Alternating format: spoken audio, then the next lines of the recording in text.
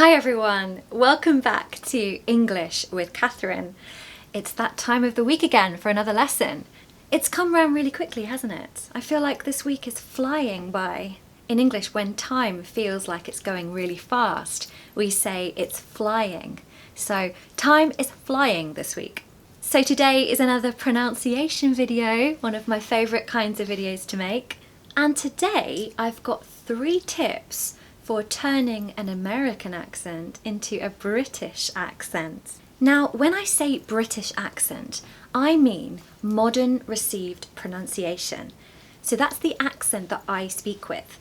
Of course, there are many regional accents that are all British accents, but I have no idea how to teach those.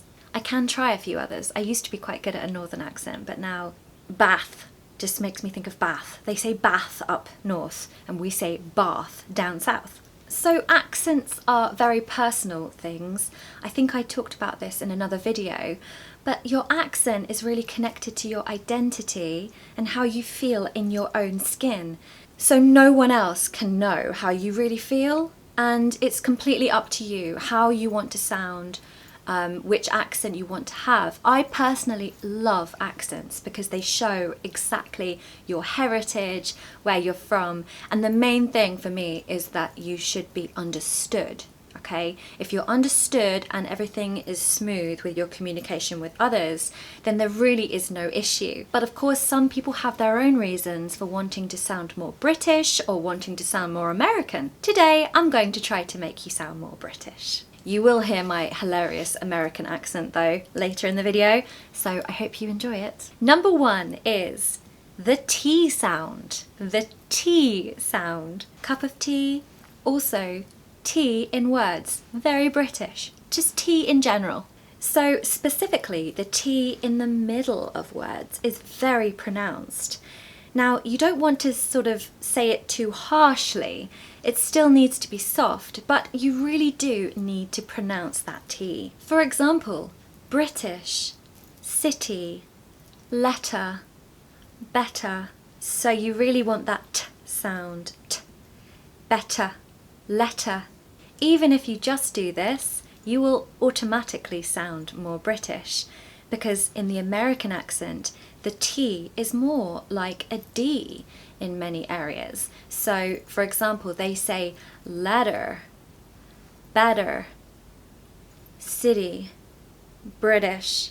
Can you hear the difference between letter and letter? You can also hear that the R is very different too. I think I've mentioned this many times before, but in the American accent they have a lot of R. So they say letter, but in the British accent or modern received pronunciation we say letter, letter. So there is no R.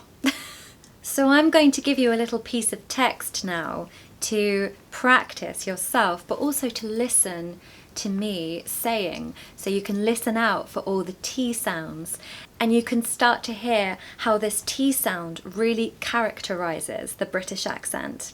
The bedroom was utterly beautiful.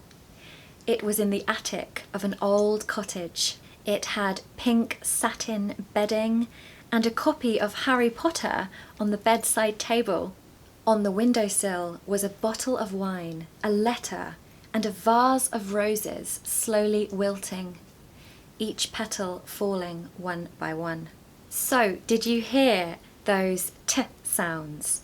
They really punctuate the text, and you can hear it as you listen. You can hear that T, T, T, T, T. And this creates the music of the British accent, because really it's quite a musical accent. It flows and it has a kind of rhythm to it. Now I'm going to say this again, but with an American accent, so be prepared to be very entertained at the terribleness of this. I might have to do this in sections, because really I can't just talk smoothly with an American accent. So let's just see how this goes. The bedroom was utterly beautiful. It was in the attic of an old cottage. It had pink satin bedding and a copy of Harry Potter on the bedside table. On the bedside table. On the windowsill. Okay, that was terrible. On the windowsill there was a bottle of wine, a letter, and a vase of roses. And a vase of roses slowly wilting, the petals falling one by one. I feel like I just changed into a completely different character. Anyway, I love the American accent, by the way. I'm not trying to make fun of it or anything. I'm just trying to do it, actually. But yeah, you can really hear the difference, can't you, between the British accent and the American accent in that text. By the way, I totally invented that text because lately I have been obsessed with a series called Anne with an E. And it's all about this little girl called Anne who lives in the countryside. You've got to watch it. It's adorable. Number 2, the short O. The short O, which by the way sounds nothing like O. The sound is O. O. O. So this is one of the more short, sharper sounds in the British accent. There aren't that many of these, but it's incredibly important to get this sound right if you want to sound more British. Hot, olive, orange, chocolate, Tom, that's my boyfriend's name, on, odd, ominous. So in American they say hot chocolate, for example, and we say hot chocolate. Okay, very big difference. I'd like a cup of hot chocolate, please. I'd like a cup of hot chocolate, please. Okay, I'm definitely developing an American alter ego here. I'm not quite sure what's happening. So the sound is made in the front of the mouth. I never usually talk about the physiology of where to put your tongue and things. I think it's really unhelpful and kind of confusing. But anyway, this sound is in the front of the mouth. So hot, oh, it's right here, oh. Whereas the American short O here is in the back of the throat. They say heart, heart, hot in British, hot. You can hear the difference from where the sound is coming from. So I'm going to say the text again now, and you can now listen out for the short O's. And hopefully you can then copy and mirror the text and practice for yourself. The bedroom was utterly beautiful.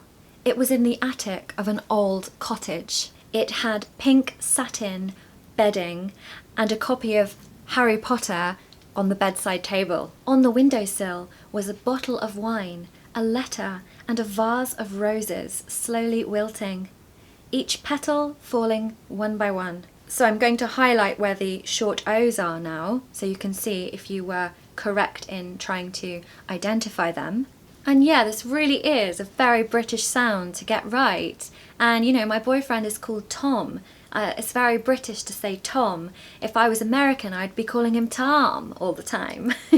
So use the short O if you want to sound more British. Number 3, the long A. The long A. It doesn't sound like A.